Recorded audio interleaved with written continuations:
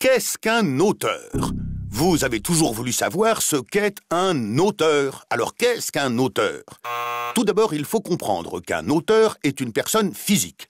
En conséquence, il ne peut s'agir ni d'une coccinelle, ni d'un simple cerveau sans rien autour, ni même encore plein de cerveaux regroupés sous un même nom. Non, un auteur, c'est un humain, en chair et en os, avec tout ce qu'il faut, des oreilles, des yeux et beaucoup d'idées, un peu comme vous, quoi. Bon, reprenons.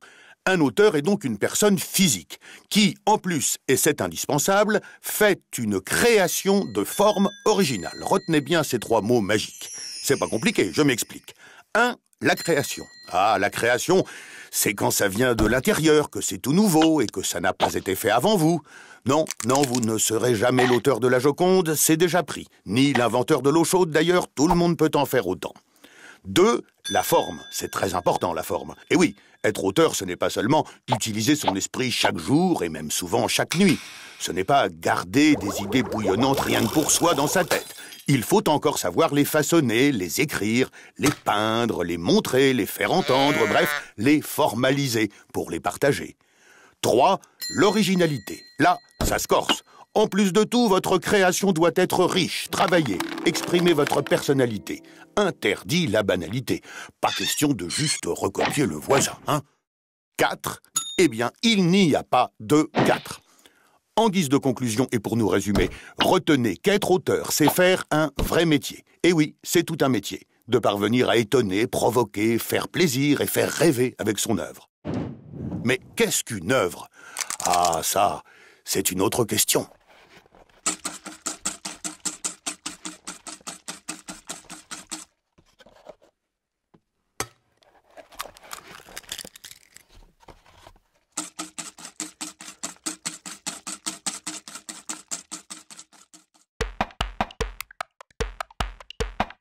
Voici Monsieur Vous et Moi. Monsieur Vous et Moi achète souvent un support vierge pour recopier chez lui du son, de l'image et parfois les deux en même temps. Comme beaucoup de gens, quoi. Et comme beaucoup de gens, Monsieur Vous et Moi fait ça sans savoir ce qu'est la copie privée. Et pourtant, ce n'est pas compliqué. Quand Monsieur Vous et Moi achète ce fameux support vierge pour recopier du son, de l'image et parfois les deux en même temps, eh bien une partie de son argent finance 4000 manifestations culturelles par an. Et puis une autre partie, rémunère les auteurs, les producteurs et les artistes-interprètes pour qu'ils puissent encore créer plein de nouvelles œuvres à recopier. Et voilà, c'était quand même dommage que Monsieur Vous et Moi ne sache pas tout ça.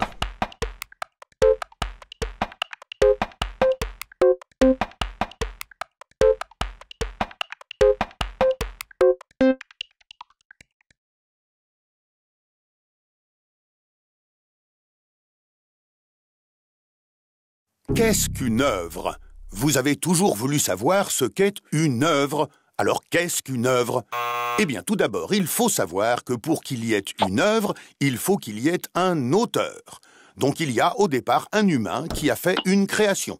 Une création qu'il partage avec le public sous forme de films, de musique, de livres, de documentaires, de chorégraphies, de photos, de pièces de théâtre, de peintures, que sais-je.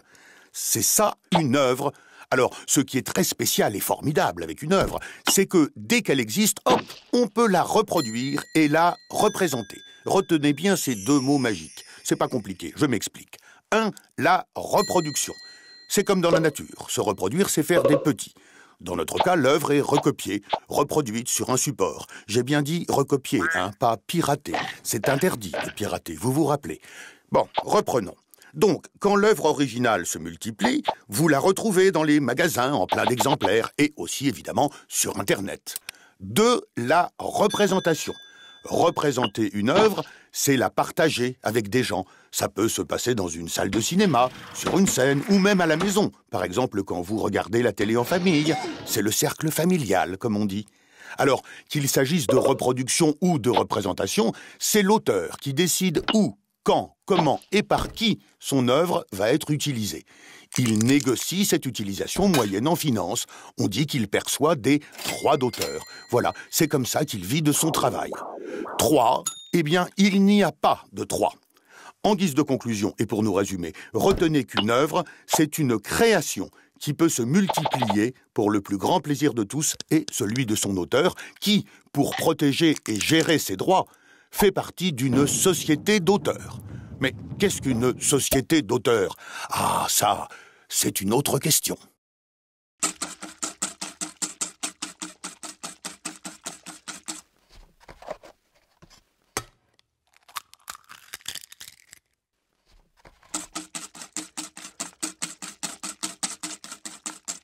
Qu'est-ce qu'une société d'auteurs? Vous avez toujours voulu savoir ce qu'est une société d'auteurs. Alors, qu'est-ce qu'une société d'auteurs? Eh bien, tout d'abord, il faut savoir que pour qu'il y ait une société d'auteurs, il faut qu'il y ait des auteurs et qu'ils se regroupent en société. Ah, sinon, évidemment, tout ça ne sert à rien. Bon, reprenons. Au départ, il y a des compositeurs, des paroliers, des réalisateurs, des scénaristes, des écrivains, des chorégraphes, des journalistes, des photographes, bref, des humains qui partagent leurs œuvres avec le public et qui souhaitent vivre de leur métier d'auteur. Donc, ils créent une société, enfin, différentes sociétés selon leur domaine artistique, pour gérer leurs droits d'auteur. C'est toujours plus efficace de se rassembler, l'union fait la force. Bon, soyons précis. Pour eux, la société accorde les autorisations, organise la perception, puis la répartition des droits. Retenez bien ces trois mots magiques. C'est pas compliqué, je m'explique. 1. L'autorisation. Ça, c'est une première chose indispensable. C'est la société d'auteurs qui donne l'autorisation de diffuser, de représenter ou reproduire les œuvres de ses auteurs, avec leur accord bien sûr. C'est elle aussi qui négocie, en contrepartie de cette exploitation, une rémunération. 2. La perception. Donc, la société d'auteurs se met d'accord avec les exploitants, ceux-ci lui déclarent comment, quand, où et combien de fois les œuvres sont exploitées. Et à chaque fois, hop, la société perçoit des droits. 3. La répartition. Une fois collecté, l'argent est reversé aux membres, je veux dire aux auteurs. Un peu ou beaucoup d'argent selon que leur œuvre a été ou non beaucoup diffusée, représentée, reproduite. Enfin, vous voyez quoi, hein. 4. Eh bien, il n'y a pas de 4. En guise de conclusion et pour nous résumer, retenez qu'une société d'auteurs est créée par et pour des auteurs et qu'elle est indispensable pour faire vivre les auteurs, qu'ils soient stars ou inconnus, célèbres ou débutants. Mais qu'est-ce qu'un auteur débutant? Ah, ça, eh bien, peut-être vous.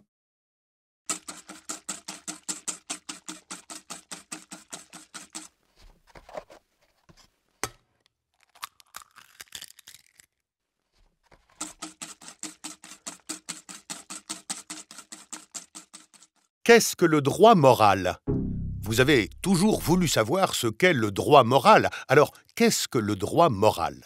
Eh bien, tout d'abord, il faut savoir que pour que s'applique le droit moral, il faut qu'il y ait un auteur, son œuvre, du droit et une morale. Sinon, évidemment, tout ça ne sert à rien. Bon, reprenons. Au départ, il y a donc un auteur. Quelles que soient les circonstances, la nature des contrats qu'il a signés, même il y a très longtemps, il conserve un droit inaliénable sur son œuvre. Inaliénable, ça veut dire justement un droit qui n'appartient qu'à lui et pour toujours. Bon, précisons, ce droit moral et donc inaliénable permet à l'auteur de faire valoir sa paternité, le respect de son œuvre et sa divulgation. Retenez bien ces trois mots magiques. Ce n'est pas compliqué, je m'explique. 1. La paternité. Ah, la paternité. Et oui, un auteur, c'est un peu comme un père ou une mère qui donne son nom à son enfant, enfin, à son œuvre. Ensuite, quand l'œuvre grandit et quitte la maison pour être diffusée, reproduite, représentée, eh bien, il est obligatoire de citer le nom de son géniteur, à moins que celui-ci ne souhaite garder l'anonymat. 2. Le respect de l'œuvre. Eh oui, vous ne le saviez peut-être pas, mais ça se respecte, une œuvre.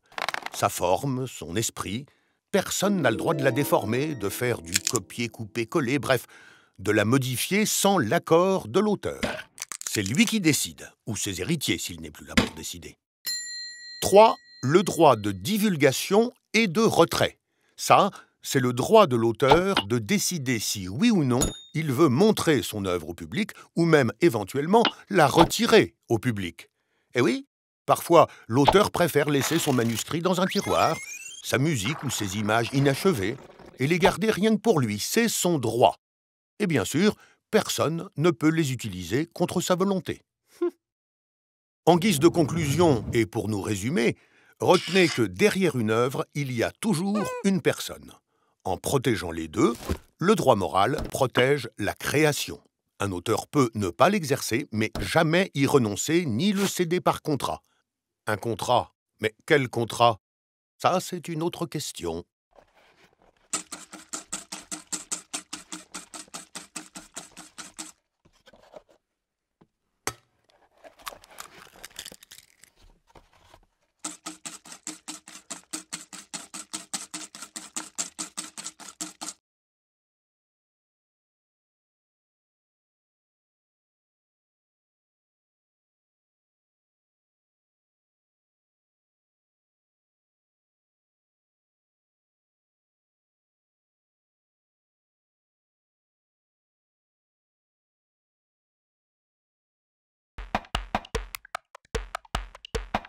Meet Mr. Anybody. Mr. Anybody often buys what he needs to copy sounds and pictures at home, and sometimes both at once. Like lots of people. And like lots of people, Mr. Anybody does it without knowing. Well, without knowing what the private copy is. Yes, it's easy enough to understand. When Mr. Anybody buys those blank tapes and CDs to take home and copy sounds and pictures, and sometimes both at once. Well, in France, part of his money helps to finance some 4,000 cultural events a year, while another part goes towards paying artists, authors, producers and performers so that they can continue making new works for us to copy. So there you have it. It's kind of a shame Mr. Anybody isn't aware of that.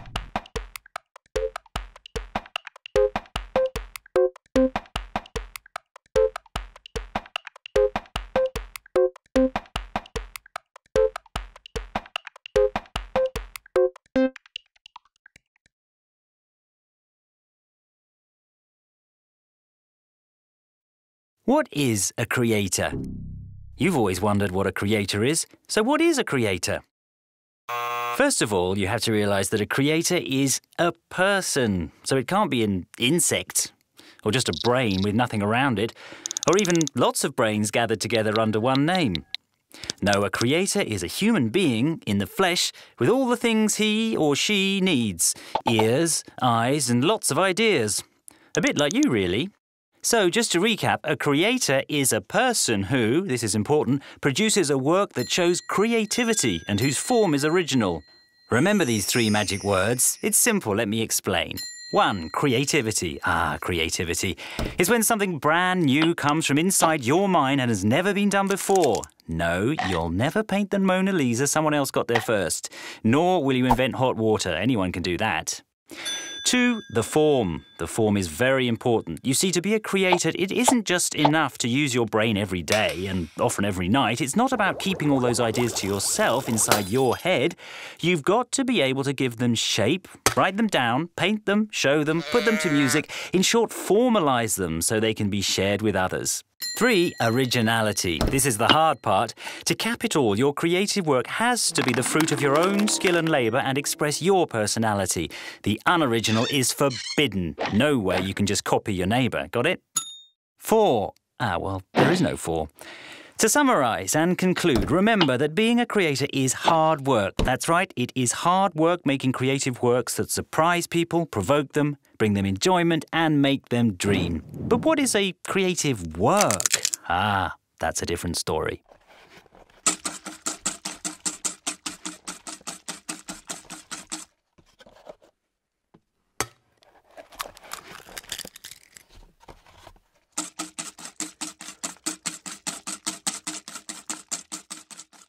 What is a creative work? You've always wondered what a creative work is, so what is a creative work? First of all, you have to know that for there to be a creative work, there has to be a creator. So to begin with, there has to be a human being who made a creative work that he has shared publicly in the form of a film, music, a book, a documentary, a choreography, a photo, a play, a painting, and I don't know what else. That is a creative work. One very special, amazing thing about a creative work is that as soon as it exists, it can be reproduced and performed. Remember those two magic words? It's simple. Let me explain. 1. Reproduction. Just as in nature, reproduction involves making babies. In this case, the creative work is copied and reproduced in a medium. I said copied, not pirated. Pirating is forbidden, remember. Anyway, let us continue. So when the original creative work multiplies, you can find lots and lots of copies of it in the shops and on the internet, of course. 2. Performance. Performing a creative work means sharing it with other people. That might be at a cinema, on stage, or even at home. For example, when you and your family watch television, within the family circle, as the expression goes. Now, whether it's for reproduction or performance, it's the creator who decides where, when, how, and by whom his creative work can be used. He negotiates this use and is paid for it. He receives what are known as royalties, and that's how he makes a living from his work. 3. There is no 3. So, to summarise and conclude, remember that a creative work is a creation that can be multiplied for the benefit and enjoyment of all, including the creator, who belongs to a copyright society or an author's society to protect his rights and manage his royalties. But what is an author's society? That's a different story.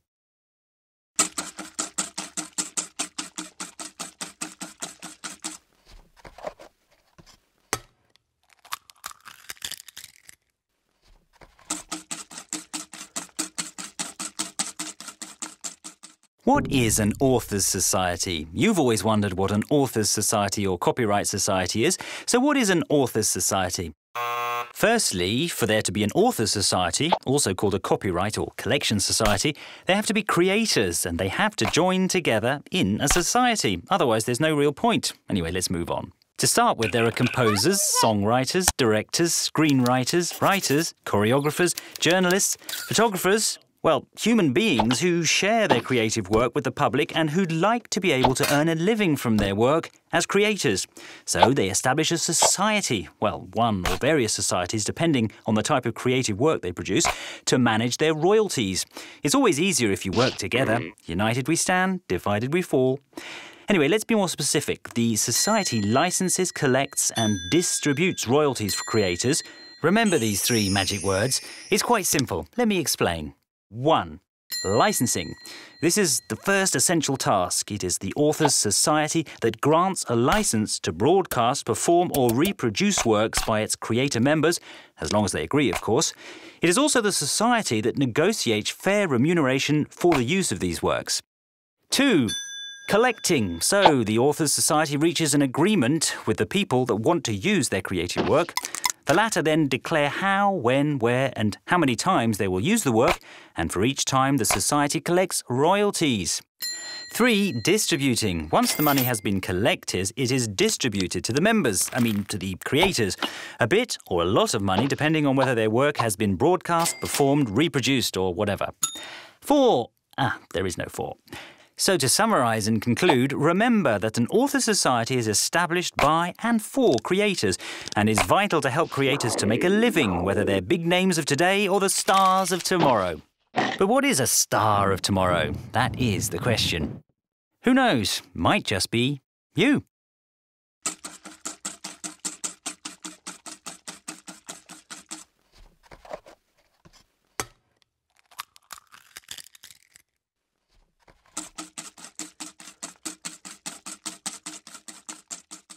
What are moral rights? You've always wanted to know what moral rights are, haven't you?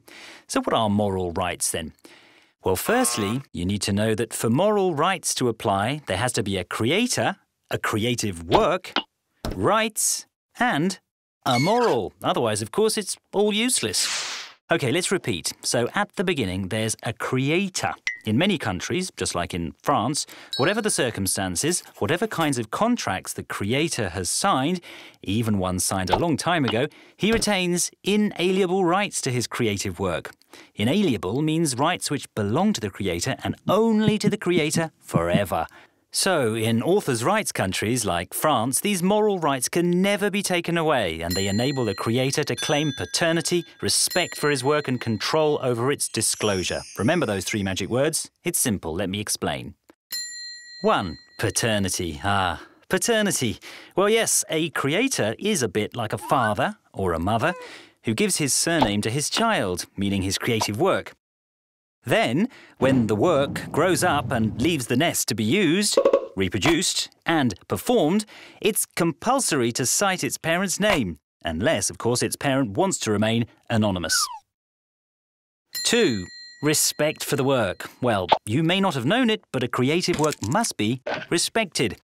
Its form, its spirit, no one has the right to distort it, to do a copy, cut and paste, in short, to change it without the creator's permission.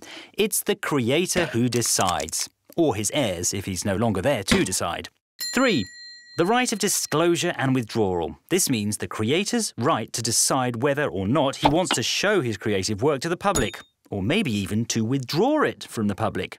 Well, yes, sometimes the creator would rather leave his manuscript in a drawer or leave his music and images unfinished and keep them just for himself. That's his right. And of course, no one can use them against his will.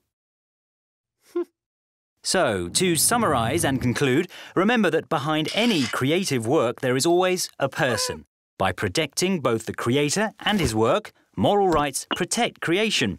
A creator may not exercise his moral rights, but he can never waive them or transfer them by contract. A contract? What contract? That's another story.